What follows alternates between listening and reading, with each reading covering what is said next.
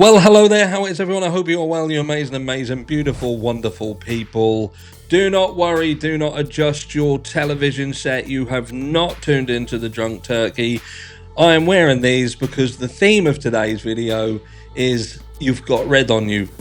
And if you've seen Shaun of the Dead, you'll know exactly what I'm talking about. But that is I can't do it. Can't do it. You're looking absolutely amazing, I must add. But anyway, let's get straight into the meat and potatoes because, yeah, you've got red on you. We're going to have a quick look at the interview, or a segment of the interview, some of the interview between Steve Goncalves and Ashley Banfield. Why is it that these people can seemingly, without even repercussions, ramifications, not even admittance, not even apologies, not even acknowledgement that they're doing it, how can they just openly change facts or hear that what they've previously said was utter bollocks and yet just carry on regardless? Carry on regardless. Anyway, let's listen to this. Remember, fair usage means that we do have to stop momentarily as we progress through it just to discuss over the top. I know it's frustrating, but those be the rules. Those be the rules. But anyway, let's get into it. Let's go over to here and let's listen to this. Bring in Steve Goncalves. Steve is Kaylee Goncalves' father. He's been a regular guest on the program. Steve, these were details that I found astounding. She finds them astounding because she'd previously made statements that have now been proven to be complete and utter bullshit. That literally up to the 911 call being played and us hearing what was going on and all of that. It was even believed that what they had previously said, both of these people on the screen, and had factored that into making it make sense. And now they won't seemingly acknowledge that now that little tiny element has been changed, how much of a ramification it does have on the overall story around this call. But anyway, again, let's get into it. Seemed to put into place more details of a very confusing picture of what happened that night. And I often stop and I think about you and the other parents, and whether you get a heads up that this stuff is coming, whether you have someone who sits down with you and goes through it and helps you to sort through it. How do you receive this kind of information? I know how they receive some information. Between each other, they have a conversation about seemingly random shit that they've likely made up themselves, it seems, like Xana's door being shut. Why? Because that helped push a certain narrative at a certain time. It helped to perhaps excuse some of the behavior around the surviving roommates and the fact that there was multiple people at this house prior to 911 being called. It didn't make complete sense, but it certainly made more sense when you think, well, we couldn't open the door. We didn't know what was on the other side of the door, so we just kind of called over people to help us get into the room. Even though that seemingly that doesn't make sense in the grander scheme of things, it makes more sense than what we know now. But I'll get into that later in the video because I'm calling that shit right out. We normally get an email beforehand. We work back and forth. I don't think either party really had an understanding of how to really construct something where you can share information, but not too much information. But the communication's gotten a lot better. I've really grew to like these guys. I mean, I really care about that those people and all the work that they've done. So I think they've always tried to work towards communication, but I'm sure they're very busy, and it's not easy to always remember to keep us in the loop. What? I don't truly understand that, in all fairness. There's a gag order on the case anyway. You can see the amount of stuff that does come out and is gagged, and then the rest of it goes into the docket anyway publicly. So, does it really make a massive difference in whether they get a heads up? I don't know. Should they be getting a heads up as State versus Kohberger? When you've got a prosecution, I suppose, who knows that you've got especially Steve Goncalves, God bless him, he will go publicly and have discussions on things. And I've seen, I'll talk on something else in a bit. You know, it was a surprise to me, Steve, to hear this detail that Bethany got a glimpse down the hall of what now appears to be Xana's open bedroom door, and Xana lying inside that bedroom door, and ran downstairs to Bethany's room. And then I think she meant Dylan there, but there we go. at one point, Bethany also saw that same image. But it's sort of just, it's flummoxing to think that they called friends, they called 911 before anybody sort of went to investigate what was happening in that bedroom. I'll tell you what you're seeing play out here, right? And that is that the reality is Ashley here, in her mind, she can't process that. As a normal human being, she cannot process that. But this is what happens, and this is what you see, right? You see it with creators, you know, when they're growing and moving up the ranks in their niche, that you'll love them. You'll love them because they're real, they're raw, they bring things to you and question things. But then they get to this point where then either the money kicks in or they get an offer to go and work for someone else. And we've seen it. I'm not going to call out any creators. I'm sure you guys can let me know down below where you've seen this happen. And then they have to follow the rules. And when I say rules, I mean the rules of if it's mainstream media, for instance, they've got a job to do, and that is to push specific narratives, and they won't go into the mud. And this is her own internal battle of trying to make sense of a situation that you can't make sense of, because there's nothing that makes it make sense. So she's touching on it, but she can't go the whole 9 yards with it, because she's literally interviewing Steve Goncalves on News Nation. But you can see the glimpses in her mind, and she literally she's playing with it in her head. She can't work it out. They couldn't Hold get on, past it. I started playing that before I let you air Yeah, it. that's Let definitely me a just puzzling pause part this. of Let me it. just go back. Just go back to there. To investigate what was happening in that bedroom with the door now open. We always assumed that it was closed and they couldn't get past it. Yeah, that's definitely a puzzling part of it. But I always assume, you know, you have somebody who's scared girl. Imagine entering your name It's not and my a few ad. details, and all of a sudden, all of your car finance That's agreements that their you ad. had between Slight, you know, intoxicated. My own daughter, when my son was playing a prank on her, acting like he was being attacked, him and his mom, Kaylee ran upstairs and hid under the bed and called me at work. And that's your justification for their behaviour, that you set a prank in the house and Kaylee hid under the bed.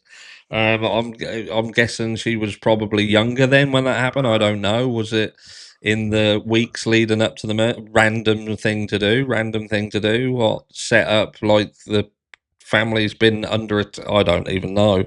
I don't even know what to do with that. But again, he's starting to toy here with trying to make sense. These I hate this when they try and push at their kids. Do you know what I mean? Like you're talking about fucking toddlers or junior students. Do you know what I mean? And they're not. They're university students. They're young adults about to go off into the big wide world and take on jobs, and you know, some of them have got their own children and parenting, and you know, and driving, they're on the road driving, yet you're trying to say that they're too young to understand that if you feel that there's some danger in your house that you could call fucking 911. Come on, man. But we're gonna get more into that in a sec. So when people are scared, they're you know, they're young. They don't think the same way as a grown adult does, and I think they were just thinking that something bad had happened, but they didn't want to believe it. They weren't really prepared to mentally like accept what was happening. And They weren't mentally prepared for what was gonna what's happening. I like that Freudian slip. Like we could get into the weeds on that. We could get into the weeds on that. But I'm not gonna. I'm not gonna. I don't know whether anyone else picked up on that, but it was like he was going to say they weren't prepared for what was gonna happen, and then step back, Shadrach, and corrected himself. Again, it could have been a very, very innocent mistake. But what you're talking about here, and let me just come back up, is that you've got a scenario where he's turning around and saying that they were scared. They're scared. They don't really know what to do. Which I can take that on board in the early stages of that, right? Like in the immediate reaction to it, frozen shock phase. But how fucking long does frozen shock phase last? And how many other people are involved in it? Because you've got. It seems to me that Dylan Mortensen saw whatever she saw, heard whatever she heard, and she relays that information to Bethany Funk, who didn't. So she's getting Dylan Mortensen's getting, Bethany Funk, sorry, is getting second-hand information from Dylan Mortensen. And then Dylan Mortensen goes down the stairs, right, to Bethany Funk. Because she's scared, she's been the one who's seen and heard and whatever, and she's gone down. They've then spent 8 fucking hours together, just about 8 hours together.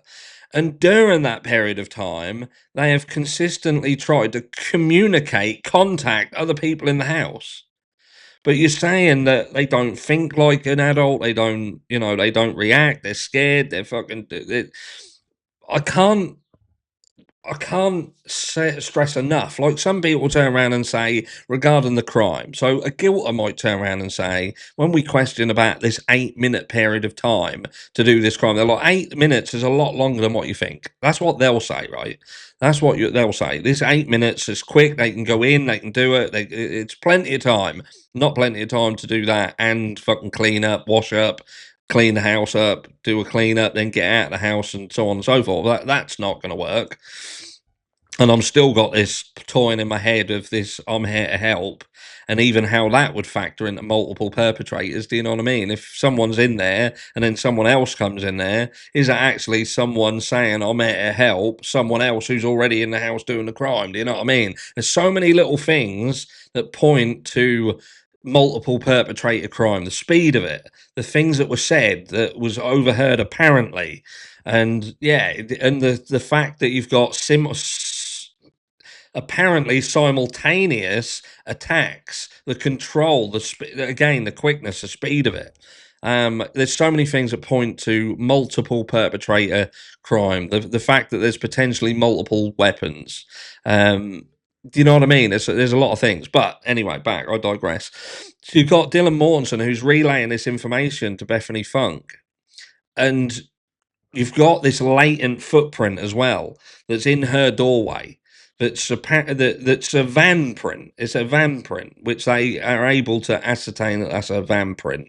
Someone did point out if that was cleared up, cleaned up, wiped, you may not see the print, but that's not generally how that works unless they get the whole print off. Do you know what I mean? The fact is you can see remnants of it, and there's specialists that can pretty much pull a pattern. They know it happens all the time.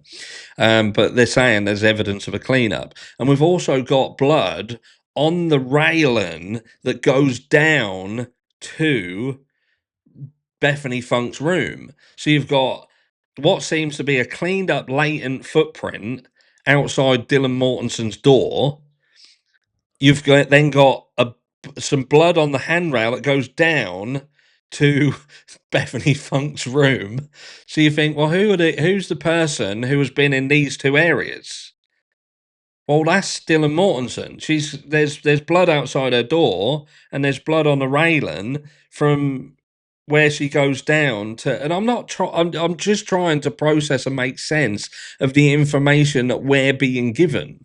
Do you know what I mean? It's ain't about pointing a finger, or it's trying to make sense of what we're told. We were told the door was shut. The door's now open.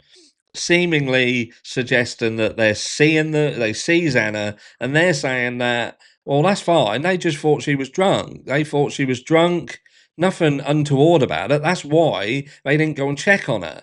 But then on the flip side of that, they want you to then believe, well, look, they didn't go and do anything because they just thought she was drunk and passed out on the floor. But then they want you to believe they didn't do anything about it because they were so scared and their brains can't process properly. Well, you either thought that she was drunk and passed out on the floor. So, in what world does a friend, and I'm not going to play any more of that interview, I can't fucking face it. In what world does a friend, like a best friend, really close friend, good friend, in a house, see their friend laying on the floor with the door open, seemingly passed out drunk, not walk over and do anything about it? Not even to walk over to take a fucking picture, to write knobhead on their head, do you know what I mean, with an eyeline pencil, or get the old shaving foam, put it on the hand, and then tickle under their face. They smash fucking shaving foam in the face. Do you know what I mean? I can't understand why the door's open, they see him, and then do nothing. Do nothing about it. Not only nothing for like 10 minutes, 20 minutes, an hour, but not 2, not 3, not 4, not 5, not 6, not 7, but nearly 8 hours, nothing happens. And you're supposed to believe that in amongst all this texting and Snapchat, social media, trying to message and text other people in the house constantly, messaging their own fucking family, trying to ring their own family, and then this 911 call eventually. What spurned again? What was the domino that toppled to get 911 called? You're saying that you just stood at a distance and didn't go anywhere near that room when there's blood in the doorway of Dylan Mortenson's room. There's blood on the door, on the handle, on the rail that goes down. To me, it's like where I started. You has got red on you, and you has tried to wipe it off. It's just how can people not question it? Not question them. I don't understand it. I can't work it out. There's so many things that the guilters, if you like, want to question with respect of the evidence that's being put out there. They won't touch the fact that, like the DNA, for instance, that it's now been extracted. They don't want to use it in the trial. That's sketchy as fuck to me. What, you do an entire process to seemingly ascertain who the guy is, but then you don't want to show that. You just want to jump to, well, actually, what we did, we got a knife sheath and we got a sample off it and then sent that in, which that in itself is sketchy. Give them the damn knife sheath and let them process the knife sheath. Don't give a sample and say it's from the knife sheath. Do you know what I mean? That could be from anywhere. But again, you end up getting into this argument of, do law enforcement plant evidence or not? And I believe, yes, law enforcement would absolutely 100% plant evidence if they think they can get away with it and they think they've got the same guy. I'm not saying they do it maliciously. I'm just saying that they sometimes do things because they think that's the quickest way to get a result on someone who they think did a crime. And perhaps they think the best thing to do is just to tweak the system because we know what we've got. Even we know it's this guy, we don't have enough, but we can do something to make sure that we get this person because he is the person who does it. And you're in that ballpark of, do the ends justify the means again, which seemingly people out in this community feel that, yeah, that's absolutely fine. Absolutely fine.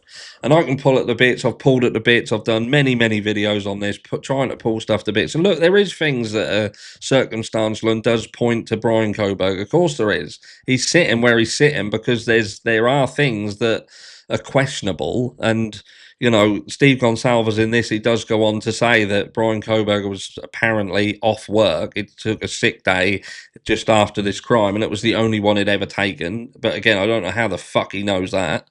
But who knows? Who knows? There's some things that come out. Again, he briefly speaks about that these girls have raised issues with Bryan Kohberger being creepy. But even when you go back to that law and crime doc that I showed you yesterday, you know, people were saying that Bryan Kohberger was a bit fucking creepy and whatever. He had creepy fucking, but all of these attributes come from seemingly his ASD and people's.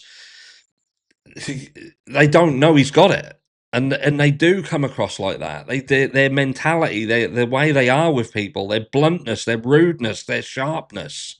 It's all to do with ASD. It doesn't make the guy a killer. It don't make him someone that you can point and say he's creepy, murder him, kill him, execute him. You want the facts. You want everything to be looked at. And this crime and it's just a lot of questions there. 211,000 views on that video. And it's fucking bizarre to me. Absolutely bizarre. Dylan Mortensen and Bethany Funk. Dylan Mortensen, in my opinion, knew what had happened. At the very best, she had gone, seen Xana, touched her, whatever, put her hands on her to try and wake her up, got blood on her, walked into the room, walked out, realised that she had fucking contaminated a crime scene. And something had gone wrong there. Tried to hide the fact that they'd been in there and was like, but the biggest question here is, when did that happen? If it happened, when did it happen? And why wasn't law enforcement called earlier? Something's not fucking right here. Something ain't sitting there right. And if you just want to wash your hands and stick your head in the sand and say, no, there's nothing to see here, then I don't understand why. But anyway, I'm going to put these back on. You guys got red on you.